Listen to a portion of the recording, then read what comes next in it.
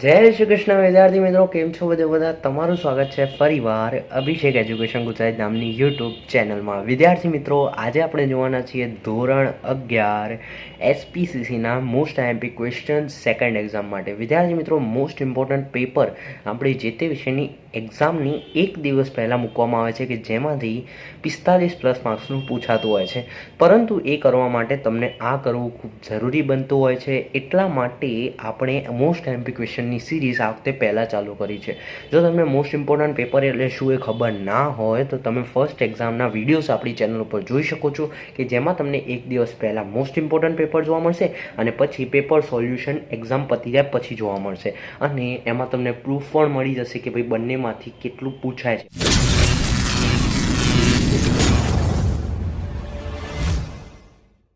છે ઓકે. તો વિદ્યાર્થી મિત્રો, સૌથી પહેલાં આપણે વાત કરીશું એસપી અને સીસી બંનેમાં. સૌથી પહેલાં તમારે એ તો જોઈ લેવાનું છે બ્લુપ્રિન્ટ.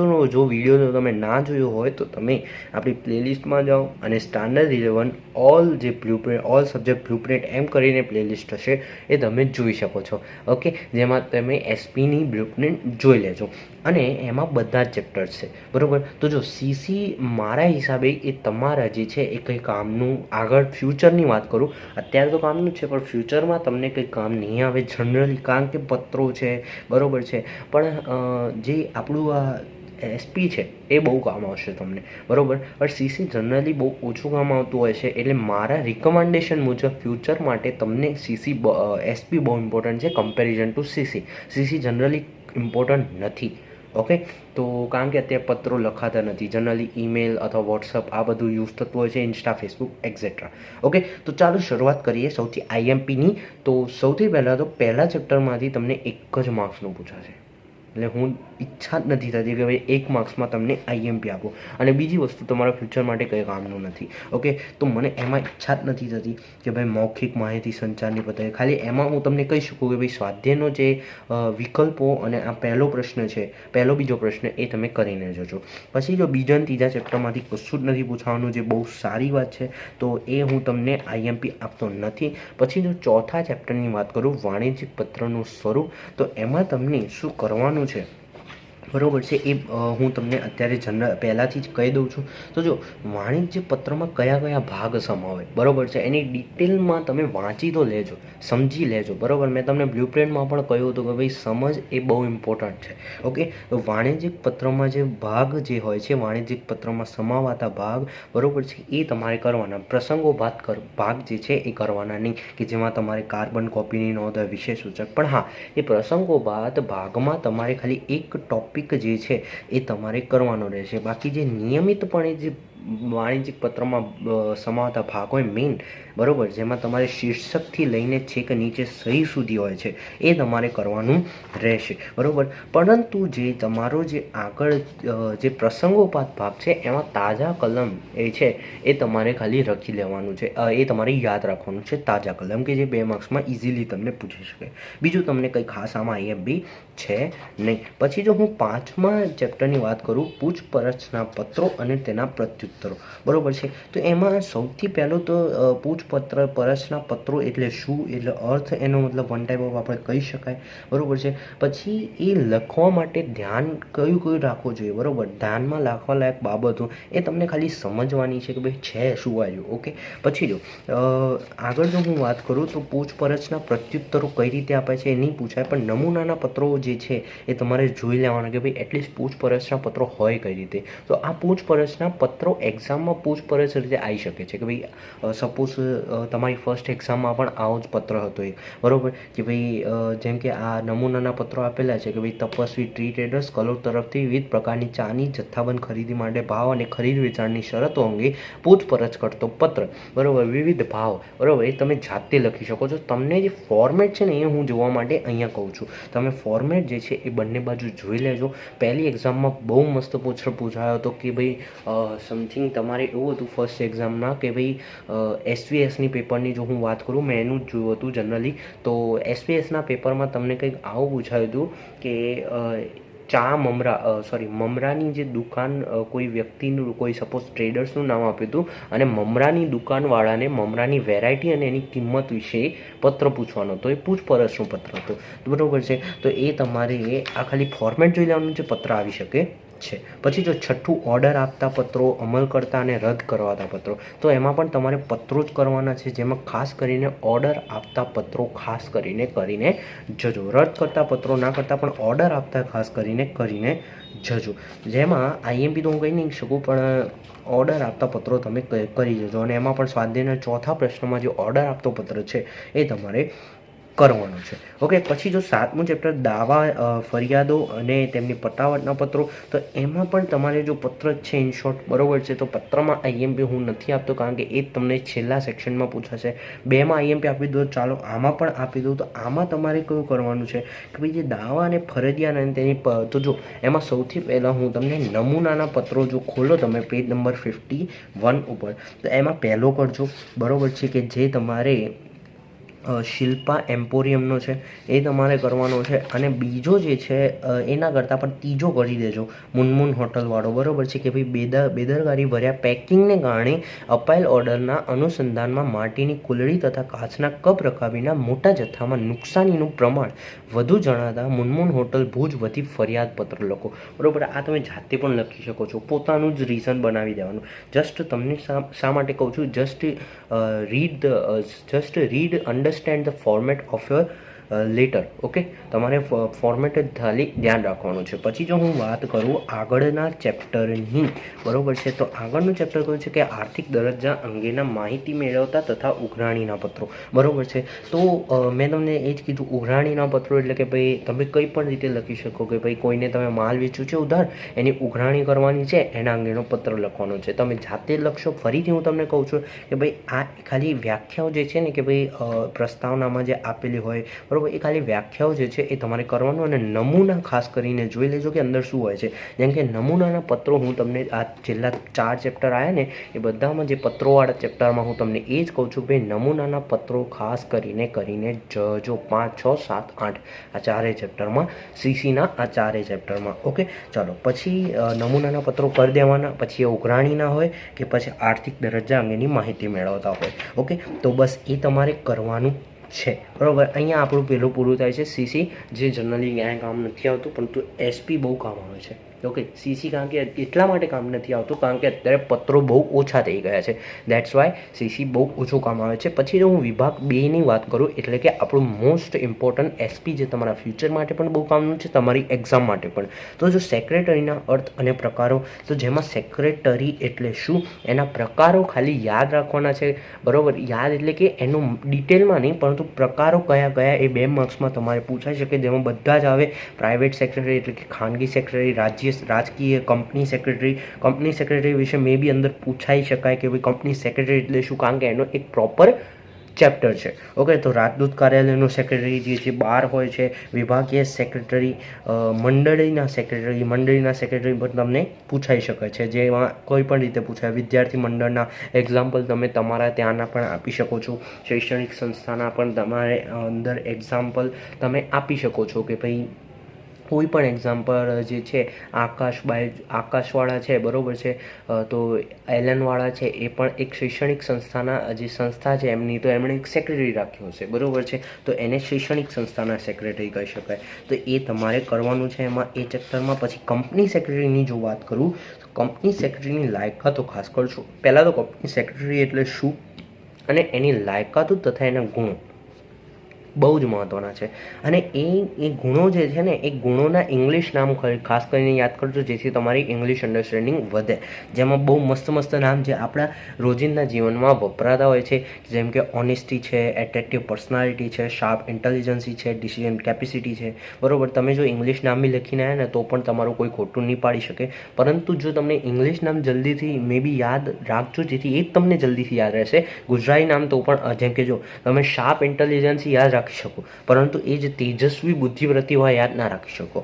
સિમ્પલ લોજિક, બરાબર. એનાલિટિકલ કેપેસિટી તમે યાદ રાખી શકો, પરંતુ એ જ વિશ્લેષણ શક્તિ તમે યાદ ના રાખી શકો. ઓકે. કારણ કે you are connected with English, in your daily routine. Okay, તો તમારે એ વસ્તુ તમારે કરવાની છે. ઇંગ્લિશ નામ યાદ રાખવાના છે, જેથી જેમ કે ફોર સાઇડ છે એ તમે જોઈ શકો, પણ દીર્ઘદ્રષ્ટિ તમે યાદ ના રાખી શકો. ઓનેસ્ટી યાદ રાખી શકો, પ્રામાણિકતા મે બી ના યાદ રાખી શકો. એટ્રેક્ટિવ પર્સનાલિટી યાદ રાખી શકો, પરંતુ આકર્ષક દેખાવ, વ્યક્તિત્વ જે છે તમે ના યાદ રાખી શકો. દેટ્સ વાય તમારે ઇંગ્લિશ નામ યાદ રાખવાના છે, ગુણો અને લાયકાત બંનેમાં.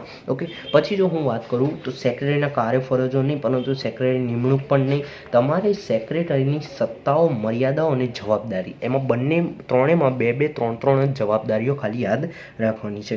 પછી બરોબર છે. અને સેક્રેટરીનું જે મહત્ત્વ છે એ ખાલી છેલ્લે જસ્ટ રીડ કરી દેજો, કામનું ક્યાંય નથી. બરોબર છે, તમારી એક્ઝામ માટે, પરંતુ just for your future you should just read. Okay, ચાલો આગળ વધીએ. હું તમારે ત્રીજું ચેપ્ટર 3 કંપનીની સ્થાપના વિધિ, જે તમારા બીએમાં પણ આવે છે, એટલે આ તો તમને આખું કરવાનું છે, જેથી તમને પણ ખબર પડે કે ભાઈ કંપની કઈ રીતે સ્થાપના થઈ શકે છે. How to establish the company.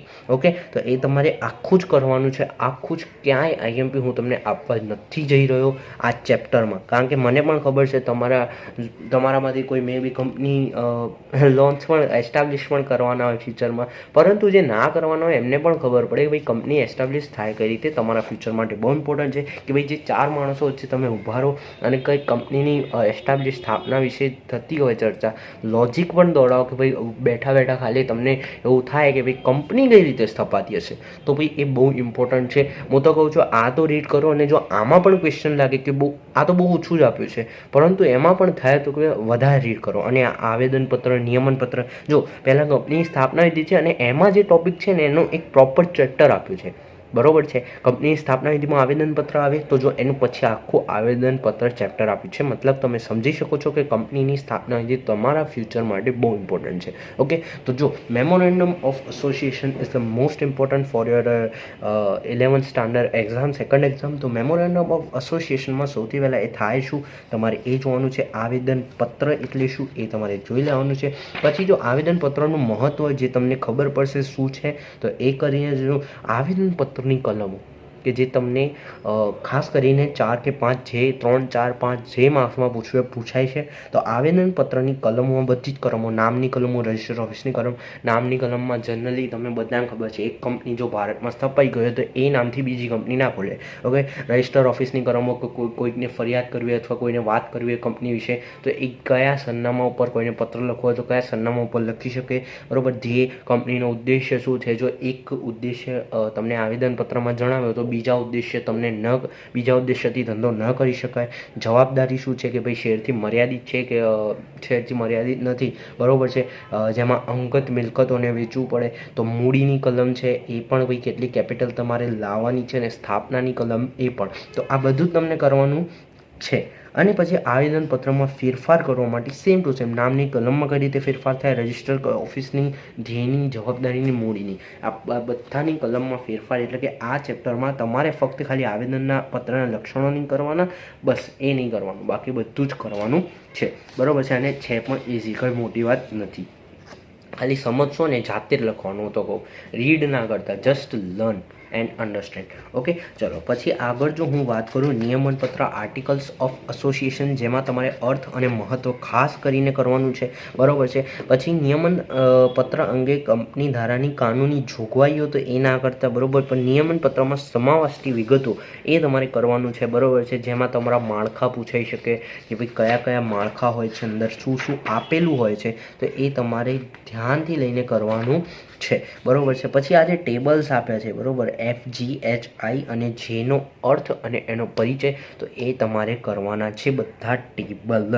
બરોબર, પછી બીજું આમાં કશું જ ના કરતા. અને છેલ્લો ટોપિક એમાં એ કરજો કે આવેદનપત્ર અને નિયમનપત્ર એ બંનેમાં તફાવત શું છે. Memorandum of association and articles of એસોસિએશનમાં ડિફરન્સિએશન શું છે. ઓકે, પછી નિયમનપત્ર તમે મોસ્ટ આઈએમપી મેં તમને કહી દીધું જે હતું એ. પછી વિજ્ઞાપન પત્ર, જે પ્રોસ્પેક્ટસ જે કંપની બહાર પાડે છે, બરોબર છે, કંપનીની સ્થાપના વિધિ કે ભાઈ આ કંપની સ્થપાઈ છે અમારી, અને જ્યારે શેર બજારમાં અથવા તો સ્ટોક માર્કેટમાં જ્યારે કંપની મૂડી એકઠી કરવા આવે છે તો એને પ્રોસ્પેક્ટસ બહાર પાડવું પડે છે, વિજ્ઞાપન પત્ર બહાર પાડવું પડે છે કે ભાઈ આ મારી કંપની છે, આ મારી કંપની આ કામ કરે છે, અમારી કંપની જો તમે આટલા પૈસા આપશો તો અમે તમને શેર્સ આપીશું, જેનો અમે ગ્રોથ કરીશું તો એમનો તમને રિટર્ન પણ સારું મળશે, એક્સેટ્રા એક્સેટ્રા આવું હોય છે. ઓકે, તો વિજ્ઞાપન પત્ર એટલે શું અને એનું મહત્ત્વ આ કાર્ય તમે કરીને જજો. એમાં સમાવિષ્ટ વિગતો જે મેં તમને કીધી જ છે, બરાબર છે. પછી જો વિજ્ઞાપન પત્ર અંગે જે છે, વિજ્ઞાપન પત્રમાં ગેરરજૂઆત વિજ્ઞાપન પત્ર બહાર પાડવા અંગે કંપની ધારાની જોગવાઈઓ. પહેલાંના 4 ટોપિક તમારે મોસ્ટ ઇમ્પોર્ટન્ટ ગણવાના કે ભાઈ વિજ્ઞાપન પત્ર એટલે શું, એનો અર્થ, વ્યાખ્યા, મહત્વ, સમાવિષ્ટ વિગતો તથા વિજ્ઞાપન પત્ર બહાર પાડવા અંગેની કંપની ધારાની જે જોગવાઈઓ છે કઈ રીતે બહાર પડે, બરાબર, પ્રોસ્પેક્ટસ કઈ રીતે બહાર પડે, તો એ તમારે મોસ્ટ એમપી ગણવાનું રહેશે. અને પછી લઘુત્તમ ભણું 6.7 જો તમે કરવું હોય તો લઘુત્તમ ભણું મોસ્ટ ઇમ્પોર્ટન્ટ કહી શકાય, અને શેર બાંયધરીના કરાર પણ મોસ્ટ ઇમ્પોર્ટન્ટ તમારા કહી શકાય. તો આ ચેપ્ટરમાં તમારું મોસ્ટ આઈએમપી એ રહેશે, બરાબર છે. તો વિદ્યાર્થી મિત્રો, છેલ્લું ચેપ્ટર જે છે, માય ફેવરેટ ચેપ્ટર, તમે બ્લુપ્રિન્ટ જો જોઈ હોય તો એમાં પણ મેં તમને આના વિશે સમજાવ્યું હતું કે ભાઈ જે શેર્સ છે, શેર મૂડી અને તેના પ્રકારો, શેર્સના પ્રકારો, જેમાં બહુ જ મસ્ત મજાનું ચેપ્ટર છે. શેર એટલે શું એ કરવાનું છે. જે શેર મૂડીના પ્રકાર છે એ હું જનરલી માનતો નથી, એ કંઈ કામના પણ નથી, પણ શેરના પ્રકાર જે છે એ કોઈ પણ રીતે તમારે કેટલાય માર્ક્સમાં તમને જેમાં પૂછવું હોય તમે પૂછી શકાય. ઇક્વિટી શેર, જેમાં સામાન્ય ઇક્વિટી શેર, અન્ય equity share, sweat equity share, બરાબર, એ પૂછાય. પછી પ્રેફરન્સ શેર જે છે એ તમારે પૂછાય કે જેમાં જે રિસ્ક હોતો જ નથી, રિસ્ક ના હોય, બરાબર, કે જેમાં ડિવિડન્ડ જે હક હોય એ પહેલાં હોય, બરાબર છે. તો એ તમારું સ્વેટ ઇક્વિટી શેર જે છે એ પ્રેફરન્સ શેર જે છે એ કરવાના છે, જેમાં 20 વર્ષ પહેલાં અને 20 વર્ષ પછી એ તમારે કરવાના છે. ઓકે, પછી જો હું આગળ વાત કરું તો શેરનું પ્રમાણપત્ર, શેર સર્ટિફિકેટ, એ પણ થોડું કામનું છે, કારણ કે જનરલી જો અત્યારે મોસ્ટ ટાઈમ બી તો હું નથી જ કહેતો, ના જ કરતા, કારણ કે અત્યારે શેરનું પ્રમાણપત્ર આપવામાં આવતું નથી. અત્યારે બધું ડિજિટલ થઈ ગયું છે, ડીમેટ થઈ ગયું છે, ડીમટેરિયલાઇઝડ. ઓકે, ડીમેટ થઈ ગયું છે. પહેલાં મેટ હતું, મટેરિયલાઇઝ હતું, હવે ડીમેટ થઈ ગયું છે. દેટ્સ વાય શેર પ્રમાણપત્ર આપવામાં આવતું નથી. તો જો આ છે ને શેરોનું ડીમટેરિયલાઇઝેશન, આ આખો ટોપિક કરજો જે મેં તમને કીધો અત્યારે. ઓકે, ડીમેટ થઈ ગયું છે, ડીમટેરિયલાઇઝેશન, બરાબર છે, કે જે તમને ફક્ત ડિજિટલ દુનિયામાં જ જોવા મળે, બરાબર છે. તો એ ડીમેટ જે છે એ તમારે ખાસ કંઈ કરજો, જેમાં ડીમેટ ખાતાના ખર્ચાઓ છે, બરાબર છે, ડીમેટ ખાતું એ જે છે બધું ડીમેટ જ્યાં તમે સમજાય ને, ડીમેટ જ્યાં તમે સાંભળવા મળે એ કરજો. બોનસ શેર જે છે એ કંપની બહુ જ મસ્ત ટોપિક છે કે ભાઈ જે વધારાના શેર્સ આપે બોનસમાં, શેર હોલ્ડર જે છે એના જોડે 10 શેર પડ્યા છે તો કંપની વધારાના 5 શેર આપે, એટલે એના જોડે સપોઝ 100ના 10 શેર ખરીદ્યા હોય તો કંપની 5 શેર વધારાના આપે, નફો કરતી હોય તો તમારી મૂળ છે જે ઇક્વિટી હોલ્ડર છે, બરાબર છે, એને મૂળ કેટલામાં પડ્યું, 100માં 15 શેર, તો આને કહેવાય બોનસ શેર. 5 કંપની પોતાના નફામાંથી આપતી હોય છે, બરાબર છે. બોનસ શેર બહુ ઇમ્પોર્ટન્ટ ટોપિક છે, બરાબર છે, તો એ તમારે જે છે એ કરવાનો રહેશે, બરાબર છે. પછી હકના શેર ના કરતા ભલે ચાલશે. તો વિદ્યાર્થી મિત્રો, આ વિડીયોમાં રાખ્યા આટલું. આ હતું આપણું મોસ્ટ આઈએમપી. આપણા એક પેપરના એક દિવસ પહેલાં તમને મોસ્ટ ઇમ્પોર્ટન્ટ પેપર પણ આપવામાં આવશે. તેથી જો તમને અત્યારે જ ચેનલને સબસ્ક્રાઈબ ના કરી હોય તો કેમ રાહ જોવો છો, કરી લો. અને આ વિડીયોને લાઇક કરજો, શેર કરજો, તમારા મિત્રોને તો ખાસ કરીને શેર કરજો. મને ખબર છે તમે નથી કરતા, શેર કરો. તો વિદ્યાર્થી મિત્રો, મળીએ નેક્સ્ટ નવા વિડીયોમાં. ત્યાં સુધી જો વિડીયો પસંદ આવે like, share, subscribe the channel. મળીએ નેક્સ્ટ નવા વિડીયોમાં. ત્યાં સુધી જય શ્રી કૃષ્ણ.